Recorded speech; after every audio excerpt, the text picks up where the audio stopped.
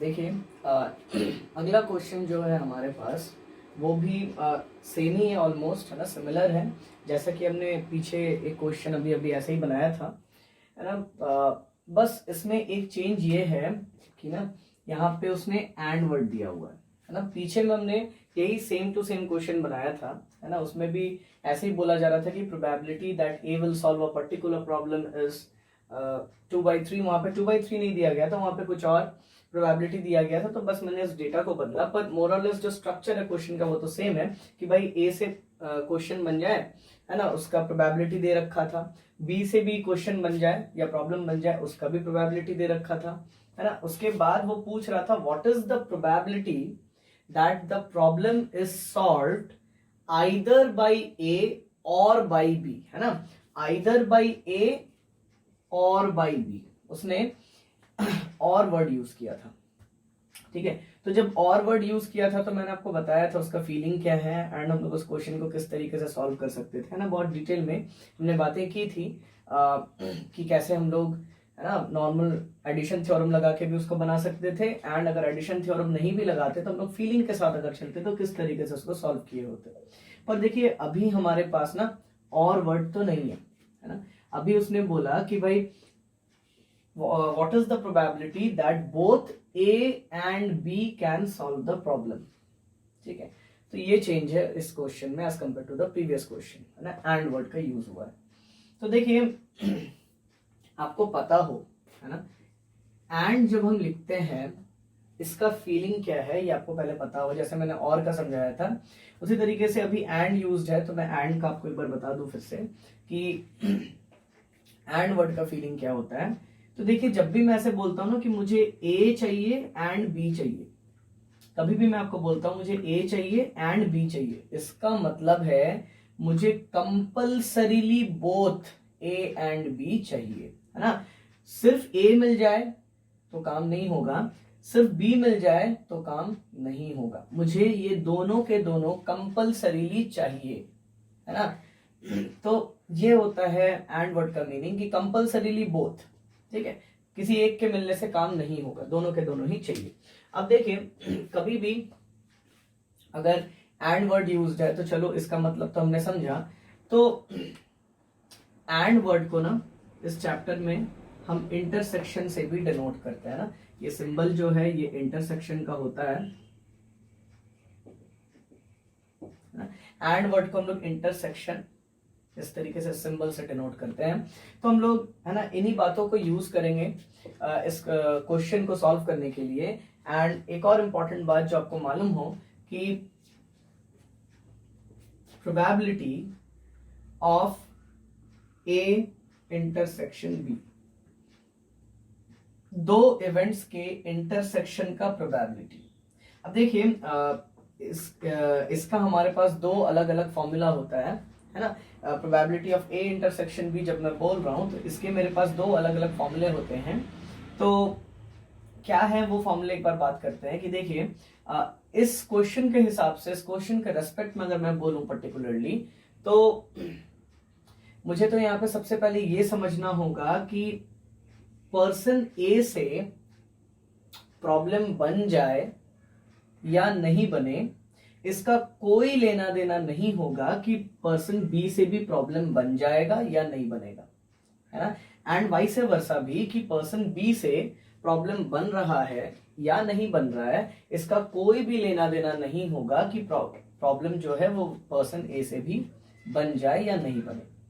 इसका मतलब है ये जो मैं बातें बोल रहा हूं कि प्रॉब्लम बन जाए पर्सन ए से, प्रॉब्लम बन जाए पर्सन बी से, ये जो मैं बातें बोल रहा हूं ना, ये बातें क्या है, इंडिपेंडेंट हैं। अगर मैं इनको एज इवेंट्स देखूं कि भाई हाँ एक इवेंट ये है कि पर्सन ए से प्रॉब्लम बन रहा है, एक इवेंट ये है कि पर्सन बी से प्रॉब्लम बन रहा है, अगर मैं इनको एज इवेंट्स देखूं तो ये इवेंट्स हमारे इंडिपेंडेंट हो जाएंगे। मतलब लेना देना ही नहीं है इन इवेंट्स का आपस में कुछ कि भाई हाँ पर्सन ए से प्रॉब्लम बन गया तो उसका कोई लेना देना नहीं है कि बी से भी बन ही जाएगा या फिर बी से नहीं बन पाएगा क्योंकि ए से तो बन गया था, ऐसा कोई लेना देना नहीं है ना। एंड वाइस वर्सा भी ये बात ट्रू है।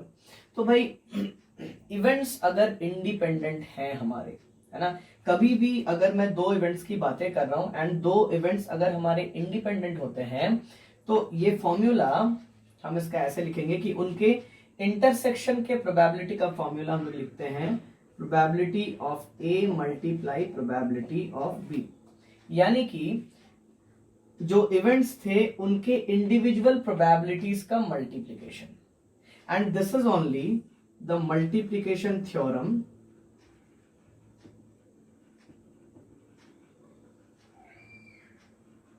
For independent events.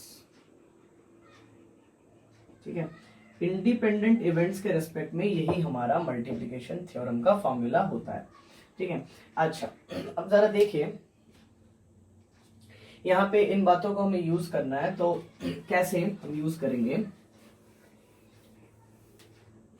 तो देखिए अब मैं इस क्वेश्चन को सॉल्व करना शुरू करूंगा। तो सबसे पहले हमें ना कोई भी क्वेश्चन में इवेंट्स को डिफाइन करना होता है, एंड जब मैं इवेंट्स को डिफाइन करता हूं तो मैं कैपिटल लेटर्स में उनको डिफाइन करता हूं। ठीक है, तो अब देखिए मैं कैसे इवेंट्स को डिफाइन करूंगा, तो उसके लिए ना मुझे सबसे पहले तो क्वेश्चन पढ़ना होगा कि वो क्या बोल रहा है। तो अगर मैं पढ़ता हूं, देखिए फर्स्ट लाइन इस क्वेश्चन का, तो बोलता है the probability that A will solve a particular problem is 2/3। तो देखिए मैं अगर एक इवेंट डिफाइन करता हूं लेट ई, अब देखिए मैं ए बी सी से इवेंट्स को यहाँ पे डिफाइन नहीं करूंगा। क्यों? रीजन है कि ऑलरेडी देखिए ए उसने ना एक पर्सन का नाम दिया हुआ है एंड बी उसने एक और पर्सन का नाम दिया हुआ है, तो मैं इनको एज, अब क्योंकि ये एज नेम्स यूज किए हुए हैं ना, तो मैं इसको वापस से इवेंट्स के नेम के हिसाब से यूज नहीं करूंगा, है ना। मैं कुछ और जैसे ई एफ ऐसे कुछ मैं लेके इसको डिफाइन करूंगा। तो मैंने ई ले लिया, अब मैं ई को क्या डिफाइन करूंगा, तो जैसे कि मैंने पहला लाइन पढ़ा इस क्वेश्चन का कि probability that A will solve a particular problem is 2/3। तो इसको पढ़ के मैं एक इवेंट ऐसे डिफाइन कर सकता हूं कि E equal to problem solve by A, है ना, कि भाई ए से प्रॉब्लम बन जाए, तो दैट इज इवेंट ई। अच्छा, अगर इसके बाद अगर मैं पढ़ूंगा कि probability that B can solve the problem is 3/4, तो मैं उसके लिए भी एक इवेंट डिफाइन कर सकता हूं। देखिए, है ना, probability that B can solve the problem is 3/4। तो देखिए मैं इसको कैसे लिखूंगा कि प्रॉब्लम सॉल्व बाई बी। ठीक है, अब देखिए क्या है ना कि मैंने क्योंकि इनको ऐसे करके डिफाइन किया ना, तो now I can write it in this manner कि प्रोबेबिलिटी ऑफ ई, है ना, प्रोबेबिलिटी ऑफ ई का मतलब क्या होगा, जो उसने दिया था कि the probability that A will solve a particular problem is 2/3। तो मैंने प्रॉब्लम सॉल्व बाई ए को क्योंकि इवेंट ई में माना हुआ है ना, एंड ए से प्रॉब्लम बन जाए उसकी प्रोबेबिलिटी 2/3 दी हुई है, तो मैं क्या कर सकता हूं, मैं प्रोबेबिलिटी ऑफ ई को 2/3 लिख सकता हूं। मतलब ये क्या चीज का प्रोबेबिलिटी मैं लिख रहा हूं कि probability of problem solve by A, या फिर probability that A will solve a particular problem. तो इसलिए देखिए अगर मैंने इवेंट्स को इस तरीके से डिफाइन किया क्वेश्चन को पढ़ के, तो अकॉर्डिंगली ना मैं चीजों को भी लिख पा रहा हूं, है ना, सिस्टमैटिक मैनर में। इस चैप्टर में जो चीजें हम लोग यूज करेंगे, जिस रेस्पेक्ट में इस चैप्टर को हम लोग, है ना, एक्सप्रेस करेंगे, जैसे प्रोबेबिलिटी ऑफ सम इवेंट, तो जैसे करके हम एक्सप्रेस करेंगे, तो ये उस फॉर्मेट में मैं लिख पा रहा हूँ क्योंकि मैंने लाइंस पढ़ के, है ना, इवेंट्स को डिफाइन किया है। ठीक है, अब देखिए लाइकवाइज मैं प्रोबेबिलिटी ऑफ एफ जब लिखता हूं, इसका मतलब होता है कि भाई यहाँ पे मैंने क्या डिफाइन किया है एफ को, कि भाई प्रॉब्लम सॉल्व बाई बी, है ना। प्रॉब्लम सॉल्व बाई बी का प्रोबेबिलिटी क्या होगा, तो अगर मैं क्वेश्चन पढ़ता हूं तो probability that B can solve the problem is 3/4 उसने दिया है, तो probability that problem solve by B मैं लिख सकता हूं 3/4। ठीक है, इतना समझ में आ गया, है ना। अब इसके बाद देखिए हमें क्या करना है, ये तो हमने जो दिया हुआ था उसी इंफॉर्मेशन को बस प्रोबेबिलिटी इस चैप्टर में जैसे हम लोग लिखेंगे चीजों को उसके हिसाब से मैंने डिफाइन कर दिया। अब नेक्स्ट मुझे क्या खोजना है ना, देखिए नेक्स्ट बोलता है what is the probability that both A and B can solve the problem, है ना। वो हमसे पूछ रहा है कि आप प्रोबेबिलिटी बताइए कि both A and B can solve the problem. अब देखिए, both A and B can solve the problem का मतलब यही है कि भाई प्रॉब्लम A से भी बनना चाहिए, है ना, एंड प्रॉब्लम B से भी बनना चाहिए, है ना। मतलब मुझे ये दोनों चीजें इकट्ठे चाहिए कि A से भी प्रॉब्लम बन रहा है एंड B से भी प्रॉब्लम बन रहा है, मुझे ये दोनों चीजें इकट्ठे चाहिए, है ना। इसलिए देखिए एंड वर्ड को भी यूज किया गया है ना, कि मुझे ये दोनों चीजें एक साथ चाहिए। ऐसे में नहीं बोल सकता कि हाँ भाई ए से प्रॉब्लम बन जाए ना तो भी चलेगा, या फिर बी से प्रॉब्लम बन जाए ना तो भी चलेगा। उसने और वर्ड यूज नहीं किया। ऐसे में नहीं बोल सकता कि ए से बन जाए तो भी चलेगा या फिर बी से बन जाए तो भी चलेगा, ऐसे नहीं बोल सकते हम। हमें तो यहाँ पे ऐसे बोलना होगा कि भाई ए से भी बनना चाहिए एंड बी से भी बनना चाहिए तभी चलेगा। मतलब मुझे दोनों चीजें इकट्ठे चाहिए, ए का प्रॉब्लम बना पाना एंड बी का भी प्रॉब्लम बना पाना, मुझे ये दोनों चीजें इकट्ठे चाहिए। तो देखिए एंड वर्ड यूज्ड है, तो मैं क्या करता हूं, मैं ना इसको थोड़ा सा पहले, है ना, आपको समझाने के लिए एक दो स्टेटमेंट्स और लिखता हूं, ताकि, है ना, हम इंटरप्रेट कर रहे हैं इन चीजों को, तो वो इंटरप्रिटेशन से मैं आपको बताऊंगा कि हाँ भाई हम लोग क्यों यहाँ पे जो भी चीज लिखेंगे वो हम लोग क्यों लिखेंगे। अब देखिए, both A and B can solve the problem को मैं ऐसे लिख सकता हूं कि भाई प्रॉब्लम सॉल्व बाय ए, है ना, कि प्रॉब्लम ए से बन रहा है and problem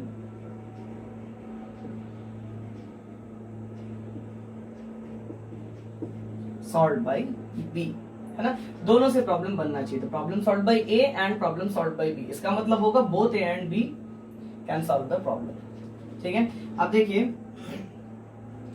probability, problem solve by A को मैंने क्या माना हुआ है। अब देखिए प्रॉब्लम सॉल्व बाय ए को मैंने इवेंट ई माना हुआ है, तो इस प्रॉब्लम सॉल्व बाय ए के जगह पे मैं ई लिख सकता हूं, है ना। अच्छा, इसके बाद देखिए यहाँ पे एंड वर्ड यूज किया गया है, तो जैसे कि हमने समझा था कि एंड को हम लोग इंटरसेक्शन से भी डिनोट करते हैं इस चैप्टर में, तो एंड के जगह पे हम इंटरसेक्शन लिख लेंगे। एंड इसके बाद देखिए प्रॉब्लम सॉल्व बाय बी, तो प्रॉब्लम सॉल्व बाय बी को हमने एफ इवेंट में माना हुआ है, तो इसके जगह पे हम एफ लिख लेंगे। ठीक है, अब ये जो हो गया हमारा, ये अब हमें डिसाइड करना है कि भाई अब हम यहाँ पे कौन सा फॉर्मूला लगाएं, क्या डिपेंडेंट इवेंट्स का फॉर्मूला लगाएं या इंडिपेंडेंट इवेंट्स का, क्योंकि ये, है ना, हमारे मल्टीप्लिकेशन थ्योरम जैसा ही बन के आ गया है ना, कि अब हमें बस डिसाइड करना है कि भाई हम यहाँ पे फॉर्मूला क्या लगाए। ठीक है, अब देखिए